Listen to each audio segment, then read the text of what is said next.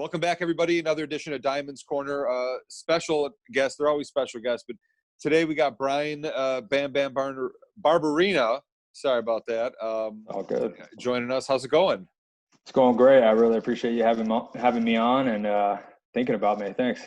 No problem. I mean, besides being a fan of yours and loving your fighting and knowing that you protect the family jewels with our cup and system, I want to get to know you a little bit. I want to hear about first, where did Bam Bam come from?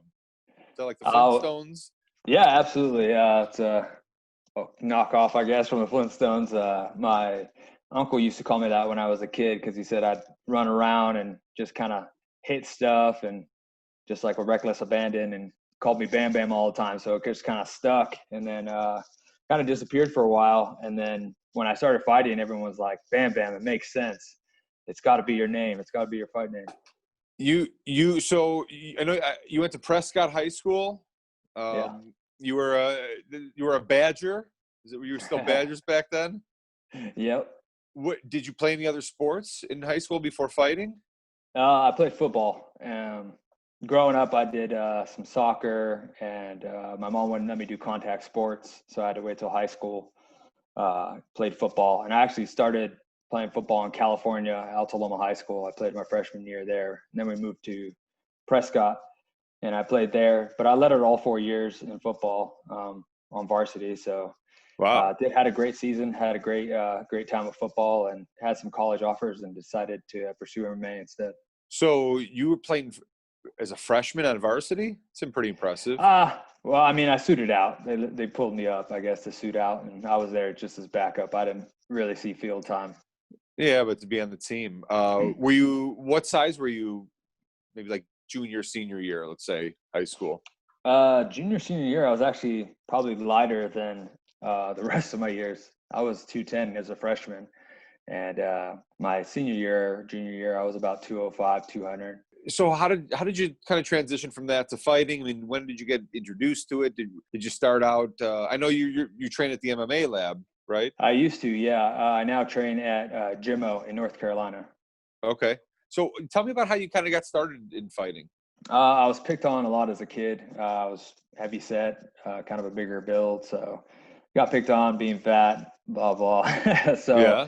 I got in some altercations. I was never really a big fan of conflict and everything, and try to avoid it. But sometimes it gets too far where you got to defend yourself. So I've gotten some school fights. My brothers are having a lot of the same issues. They're a year younger than me. And so we've gotten some fights together and stuff like that. And I was into boxing. We always used to watch boxing growing up. And I wanted to box, but my mom wouldn't let me. But I was really into football, so all my focus was on football. And didn't get to play any contact sports till high school. But before that, me and my brothers used to box in the backyard and roughhouse around. Yep. And then I'd say my junior year of high school, I seen the UFC on TV, The Ultimate Fighter. Started watching it, saw my first fight, and I remember it was Chuck Liddell who fought, and I believe he fought Tito or something like that. And I was just like, man, this is awesome. I want to do this. Like, I wanted to find out where I can train. There was nowhere near me in Prescott at that time. And me and my brothers bought some MMA gloves and started practicing on each other, just watching videos, fights, and YouTube. And then we started getting together with people at the high school, and bringing people in and start a little underground fight club. And I was going to say, that's what it sounds like. Yeah. So we had a little underground, And then what after that? I mean, when did you really know, hey, this is something I really want to do? And really, when were you able to get into a real gym or start to really train at the next level? It was a while before I even got in a gym. But when I decided I wanted to do it, was probably my senior year. In my senior year that summer, and decided I wasn't going to play football, but ended up go ahead and playing. Had a great year, but during that whole time, my focus was like, okay, well, I think I'm going to go pursue MMA instead of pursue football. So when the end of the year came and I had college rides to go play and everything, I decided to turn those down and move back to California to look for a gym. And at that time, my wife was pregnant. I was working full time. spent a little bit of time at a gym, but it was just like here and there, spotty. Didn't really have time to train or anything. Got an opportunity to go to Minnesota and for work, and so we moved out there to get on our feet. And then the closest gym was 6 hours away. So I was like, this isn't going to work. Wow. And, what were you doing for work? What were you doing for work in California? And then I'm just curious. And then what did you do in Minnesota that you were able to move out there? Yeah, so in California, I worked at an apartment complex as just a groundskeeper and was working my way into a maintenance position. And then Minnesota at the time was a lot more affordable price to live in. And then I was going to working on getting a job at this company out there called DigiKey. And then that ended up falling through after we moved there. I didn't get the job, didn't get the position. And so I was just working regular jobs, worked at Walmart, worked wherever. Right. And then I started building grain bins. So I'd travel with a group of guys and we'd go build grain bins on farms. And wow. What's that like? Oh, that's, it's pretty tough work. You're working in the hot weather, you're carrying these sheets of metal around and playing with these little screws and trying to get them screwed on, everything. So it's a process and it's tough, and we pour the concrete and everything. So, it was hard labor, and that's fine. I love hard work. So it was kind of fit right in. Right. I made good money. So, but luckily in the town I lived in, there was a small gym, and that's where I got my start.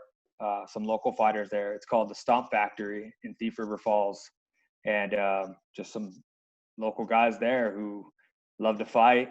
A lot of them wrestled and were in MMA, had already had pro fights and everything. Kyle Jensen was the coach at that time, and he had fought in the WEC. So I just went in there and started training with those guys, and they were teaching me everything. And I always naturally had more of a striking ability, so I just went in there. We pretty much grappled and sparred every day. So that's where I got my start. Wow. So now what's the family life like now? I mean, kids, wife, what's the latest? Yeah. We're pretty much all on lockdown, I guess, or not lockdown, but, Yep. But to be honest, it's not much different for us. We kind of we're homebodies, and we like to be around our family. I like to be around my wife and kids all the time as much as I can, do things with them. We live in our farm now, so there's plenty of work to do and projects to get into. So we're constantly staying busy. And then, my kids help around here. We got plenty of animals to tend to, and they're doing homeschool right now. My wife's teaching them, and it's actually kind of, I guess, a little blessing in disguise, because we were talking about homeschooling them next year anyways. Really? And how many kids do you have now? 3. I have 2 boys and a girl. How old? 11, 9, and 6. Okay. Yeah. So. And tell me about this farm you live on. Is this a family farm? Is this? This is a spur of the moment farm. Something that growing up, my grandpa, who lived with us when I was a kid, used to tell me about his farm that he had in Colombia, and all the animals and the livestock and everything, the crops and everything. And so it kind of just stuck in my head. And then as I got older, I started to want it more and more, and began talking with my wife about it. And she kind of started falling in love with the idea. And then we fell in love with the idea even more that, it would be raising our kids in a different lifestyle and kind of teach them some different life lessons and morals and everything. So we really loved that. And so that's when I actually left the MMA lab and decided to move out to Tennessee, bought some land, and started building a farm from scratch. Wow. So you're in Tennessee. So you're in Tennessee now. Yeah. Where about? I love Tennessee. I drove down there with my 3 kids we went to Dollywood. We're from Chicago. It was not bad. It was like a 9-hour drive. We enjoyed it. It was real pretty. Nice. Yeah. Where in Tennessee are you about? So we're right outside of Knoxville, the opposite side of Dollywood, I guess. Yeah. And how so you moved to Tennessee? You just want a farm? And now, were you working full time also? You're fighting at this time and making some money? I mean, is your wife work? Like, how do you get that together? Yeah. So, when I started fighting before I was in the UFC, I was working at Chipotle, and just doing a side part-time gig so I could bring in some money.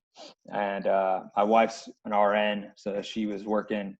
And then when it came to the point where it was like I was kind of on the brink of making it, it was like, okay, well, I think it'd be best for me to go train full time. And the price of what we were paying for babysitters and daycares was, way more than what I was even bringing in. So it was like, we talked about it, and she was like, yeah, I mean, if you can take the kids to the gym, you got to watch them all the time, till I get off work.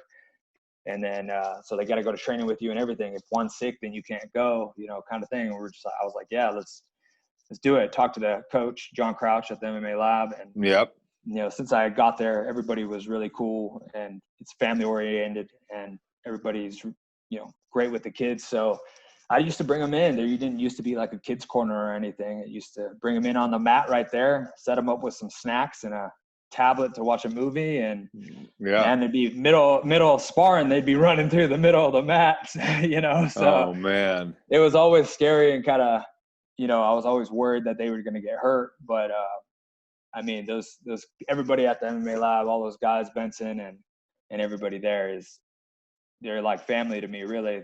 They help take care of my kids. Nobody ever got mad and was like, man, get your kids off the mat, or what are you doing? Blah, blah, blah. It was never that. It was always like, if they're in the middle of sparring, they'd stop, they'd help guide them back, get them back into their snacks and stuff like that. So yeah, I had a chance to visit the MMA lab years ago. I wonder if you were even there. This could have been 7 years ago at this right now, but same vibe, really cool dudes. Everybody, they invited me to practice, and I was warming up and practicing with those guys as best as I could. But that's cool. So when you left there, you were saying, yeah. So I ended up fighting full time. My wife was working; she was the breadwinner. She was, I got into the UFC, was making some money, better than I had been, but not enough to live off of. So my wife was working, I was fighting, and we do our best to kind of save our money, and we're not big spenders, not flashy or anything like that. So we just put money aside and save up, and we just, for rainy days too. And then over time, it was like we had a good savings, and the farm became more and more something we wanted. And so we were really putting money away to, buy a farm and kind of with a house and everything. So she ended up going back to school to be a PA. Mm-hmm. And so at that time I was making a little better money. So I told her, well, quit work. You're not going to work when you're in school. You focus on school full time. And so I was just fighting for money and saving the money and what we could. And we ended up deciding to move to Tennessee. And she transferred to UT and began her PA program there. And, she was about to be a PA and ended up deciding she doesn't want to work with people anymore. So she switched to, luckily, she was able to switch to veterinary, and so she's going to be a vet, and she was actually set to graduate in December, but with everything going on, we're not really sure what's going to happen now. We might have to wait a little bit longer, but being a vet, awesome. She gets to work with all the animals. She loves it. It's going to help us a lot on the farm too, and pretty much, been living off savings for now. So you save money, you work hard, you watch your spending, you don't buy, crap you don't need, which is a lot of people's problems, including mine at times. And then how do you find out about this farm? And is it a working farm at the time? Are there animals there, or it's just a big land with a house and a barn? I mean, what? Yeah, actually, it's we came out here. So I fought in Nashville, and we decided we were going to stay a week after and look at houses. Why? Just randomly? You were thinking just move to Tennessee, or we had a couple different places in mind, but Tennessee was on the top of the list just because it has no income tax, and that helps me as a fighter. And then also, I know Luke Sanders in Nashville, which I trained with him at the lab. I know Scott Holtzman in Knoxville, which I trained with him at the lab. Yeah, we know Scott. So we originally looked at Nashville. That's where we wanted to go. And then after we looked there, I fought one, looked around for a week, and it was like, man, it is crazy busy here. Like even the outskirts are crazy busy. And we liked a couple houses, and they were gone like the next day. So it was like, man, this is nuts. Well, let's go to Knoxville and check it out. Scott's up there. He's more my weight class anyway. So, and we train a lot together. So let's go look up there. Looked around, didn't find anything that we wanted, but we came back a couple more times, looked. And then finally I fought in Rotterdam against Leon Edwards. Right. And got back, and we had, talked about moving. And I haven't, I kind of mentioned it to the team, but didn't really, say when or anything because I didn't know. And but my wife found a house on Craigslist that was on 6 acres for rent. And we're like, well, this is perfect. Like, this is the perfect little spot. And it was attached to, like, the people owned a farm. And so it was just kind of on their farm. It was like, well, this is perfect to kind of adapt and get a feel. And then we can look for houses.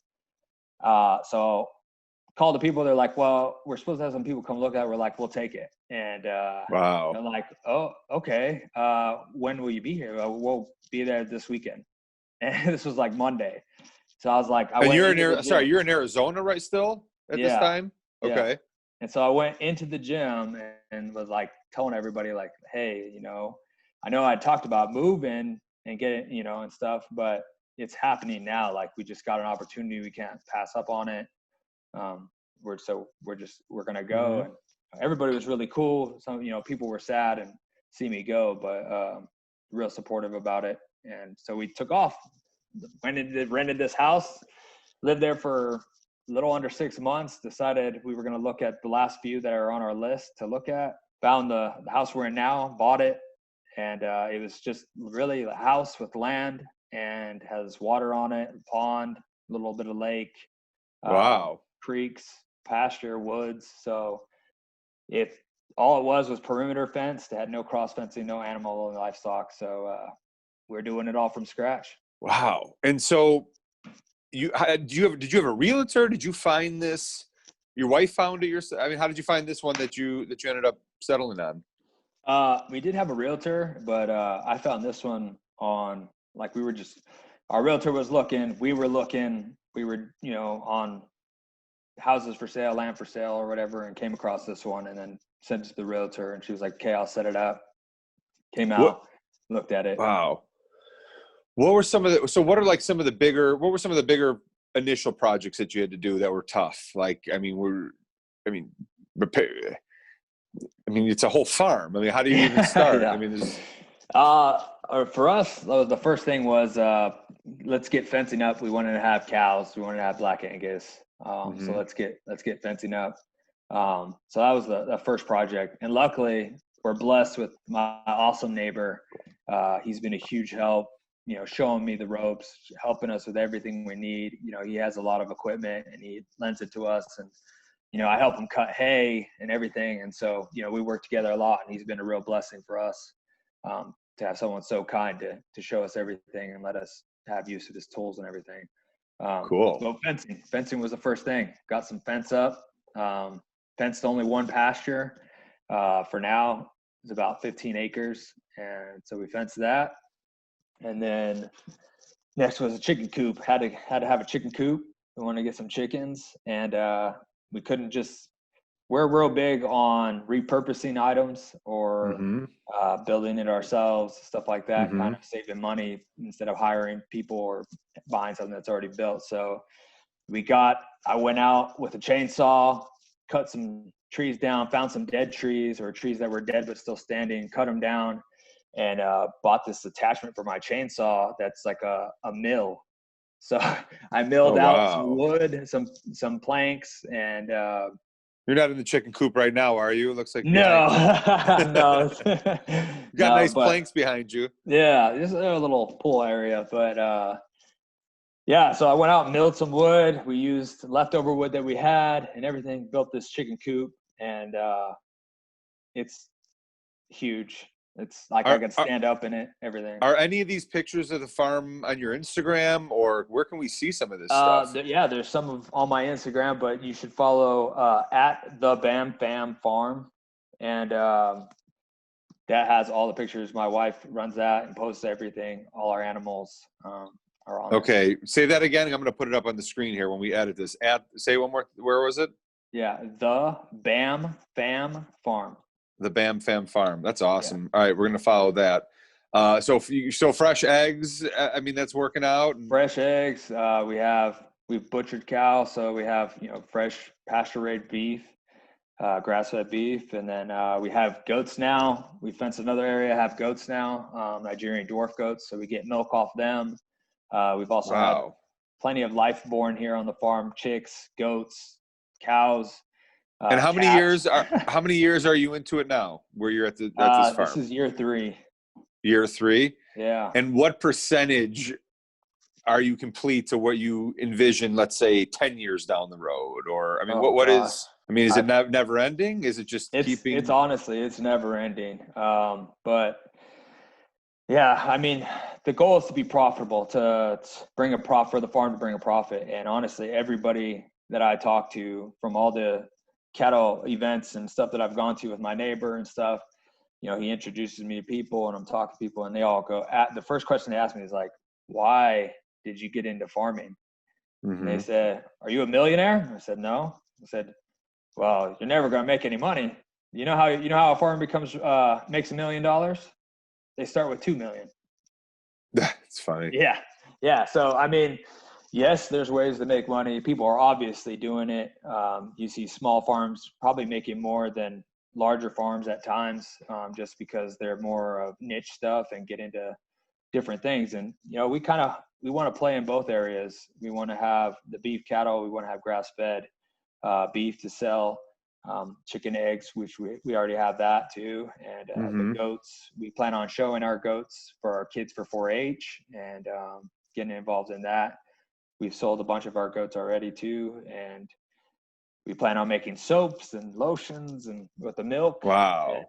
And, even it's amazing. I mean, that's just for someone that's living the suburban city, kind of city life. I mean, that's something that I grew up fishing and outdoors, and I've worked some hard days, but that's just a whole different lifestyle. And so, and it's amazing. Your kids are real lucky that they're going to be able to grow up with this type of unique experience and know real farm work and what real hard work is. And even before you have this profitable farm, at least your family is immediately benefiting from, fresh meat and fresh eggs and fresh air and land. I mean, that's just something that, we have a huge garden. Like, we've done a garden every year. It's a big garden. It's massive. I mean, I just think it's awesome. And I think that's, if you're ever, not saying you do, but don't ever take it for granted. Even if when you're out there working, a 15-hour day and things are going tough, a guy like me would love to be able to have a bunch of land and an ATV and some, all my stuff there. I mean, and that's, it's really cool. That's amazing. And so, I mean, I could talk about that farm stuff all day, but we're going to wrap up soon. What's next? I know we're trying to get this COVID stuff over and get back to a normal life. I mean, any fights on the horizon? Are you anything in the future that you know of that's coming up? I'm actually in recovery still. I had back surgery last September, and I'm sorry. Okay. No, it's okay. Yeah. But recovery is going great. My back's feeling a lot better than it was, back to normal, honestly. And I recently just got cleared to kind of start doing all the training things that I'm allowed to do. So I was going to start getting back in the gym, and then everything closed down. So been doing what I can, and honestly need to do more to get in shape and get ready so that when things open up, I can get back in the gym and get ready for a fight. I'm hoping September will be a year. I'm hoping to fight in August, at the end of August, early September. Good. We want you back. I mean, heal up, do whatever rehab you got to do, and try to keep busy. You definitely have the land to do it and keep busy down there. What's the weather like there today? Today is actually beautiful out. It's real sunny, probably in the high 70s, a little bit of breeze, so it's nice. It's perfect out right now. Oh man! Tomorrow's supposed to rain for 2 days, and we get a lot of rain here, and humid. That's the biggest thing for me. Is the biggest change is the humidity. That's awesome, man. Well, it was good talking to you. Tell everybody where we can find you and follow you. And we know we got to follow was the Bam Fam Farm. Was that it? Did I say it right? The Bam Fam Farm, yeah. And what about you? Where can we get updates and be a part of your life? Yeah, you can follow me at Bryan_Barbarena on Instagram, Twitter, and then I also have a fan page on Facebook, just Bryan Barbarena. And you guys can follow me on there and keep track of everything that's going on, the workouts I'm doing, the fish I'm catching. I'm catching some bass over here, and just the workouts I'm doing, the lifestyle I'm living, and I appreciate you guys coming along for the ride. Yeah, no problem. Thanks a lot. It was good to meet you and see you in person. And yes. Yeah, we'll talk soon. Thanks again. I appreciate it. Thanks again for having me on. No problem.